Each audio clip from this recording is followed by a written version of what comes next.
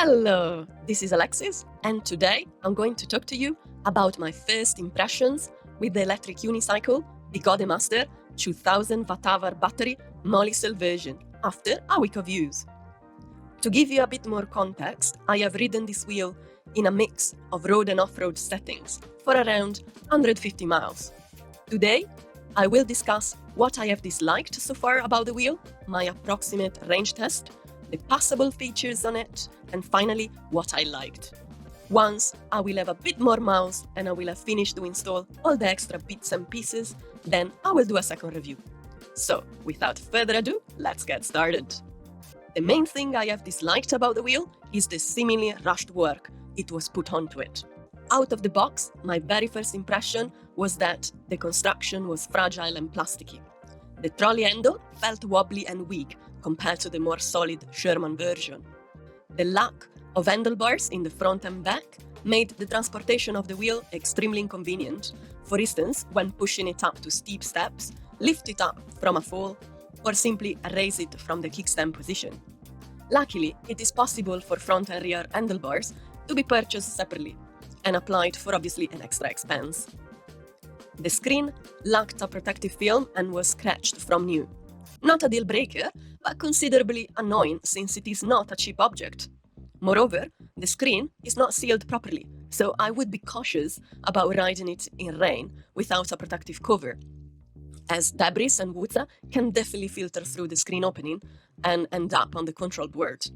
On the other hand, the screen is big and bright enough to be finally visible when riding. The values are the speed in kilometers per hour. I have tried to change it to miles per hour on the EUC World app, but it did not reflect on the wheel screen. On the left corner, there is a battery indicator, which is okay, but I'd rather have a voltage one, as it would be more precise for route planning purposes. On the right corner, there is a number indicating which mode is being set. 1 is for soft mode, 2 is for medium mode, and 3 is for hard mode. On the left lower corner, there is the temperature in Celsius, which is very useful, especially off-roading in enduro mode, where the wheel can get easily over 60 degrees Celsius on slow steep inclines, but it does cool down fairly quickly as well, indicating a much better temperature efficiency than its predecessors, reflected by the huge heatsink found underneath the wheel.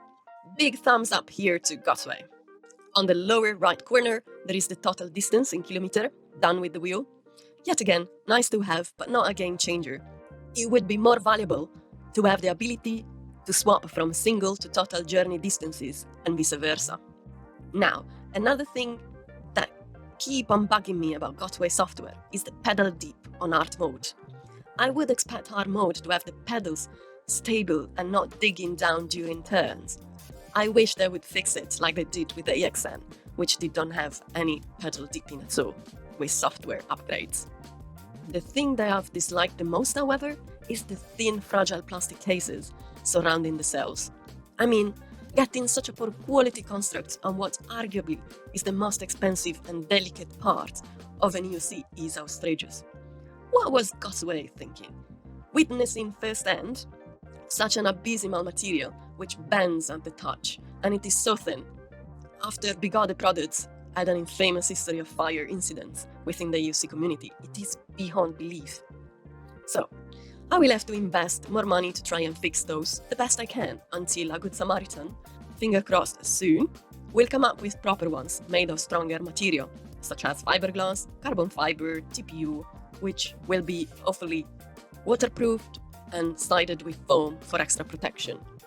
Lithium-ion batteries that can burn down places and kill, they need a serious TLC. The reason I'm so annoyed is also because I intend to use this wheel mainly for off-roading, whereby rocks, wood, mud, water, dust, and other types of debris will definitely damage and potentially perforate those terrible cases. In addition, from the web, I read that there were instances of people that managed to crack the 4 cases at the level of the screws, which is unacceptable for such a delicate part. Moving on, there was also no instruction manual to explain how to get the wheel out of transport mode, how to pump the shock, how often, or even more simply, how to maintain and care for the wheel properly. I believe that this type of advice from the manufacturer, especially for people new to the hobby, would go a long way.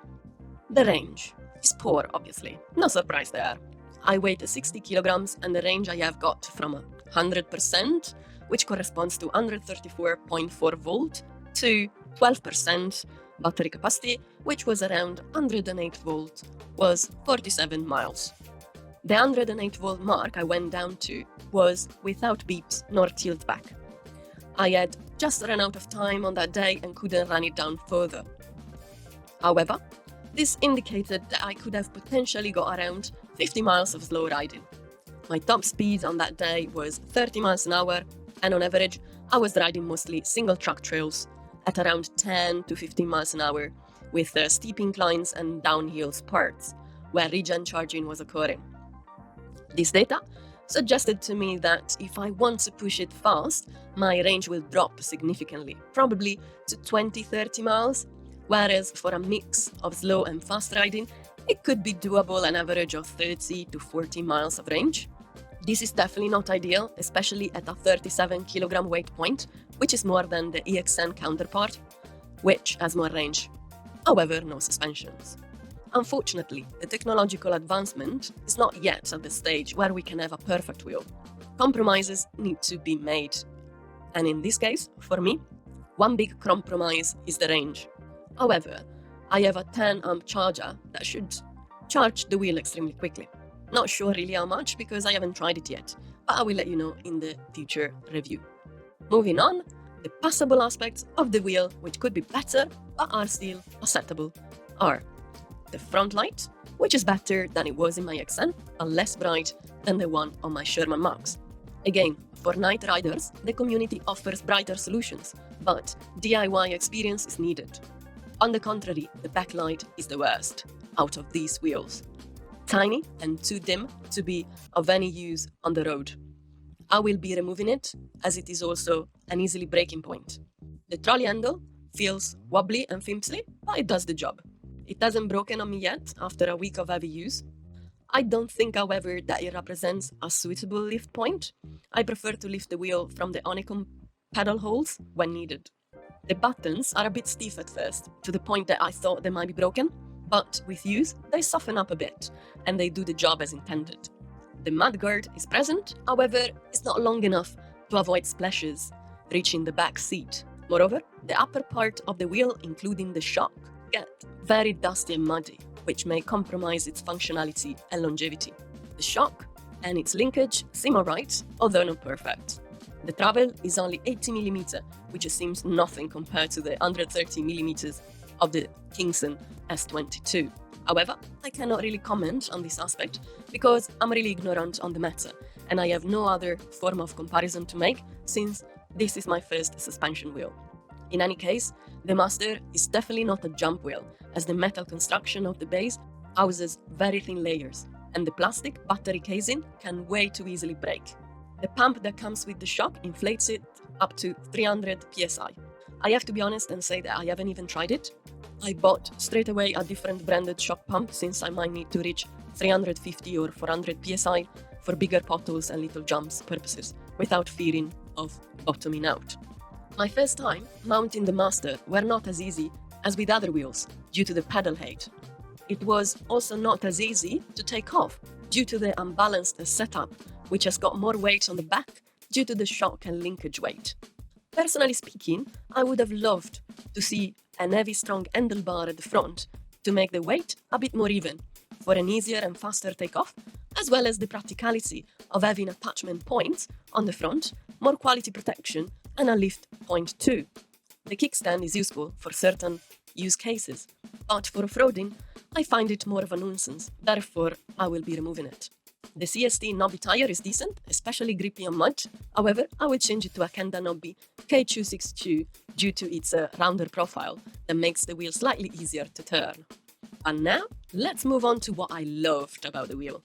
My favorite thing is the pedal setup, which is incredibly high, and I absolutely love it for off-roading. It gives me a confidence going over uneven terrains, which I hadn't had with any other wheels before. Also, Begode included as stock big honeycomb spiked pedals, which are pretty decent. although not CNC. I don't feel the need to change them as soon as possible, like I had with other wheels, such as the Sherman Max or the EXN.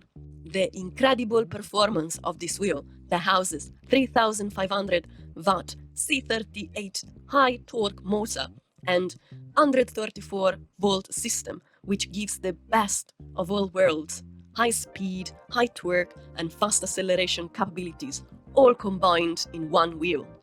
This is incredible.